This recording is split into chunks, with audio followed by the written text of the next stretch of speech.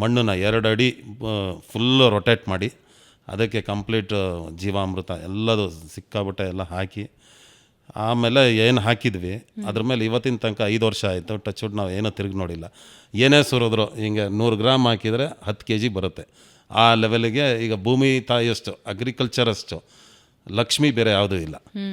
ಏನಂದರೆ ನಾವು 1 ಸೀಡ್ ಅದು 100 ಸೀಡ್ ಕೊಡುತ್ತೆ.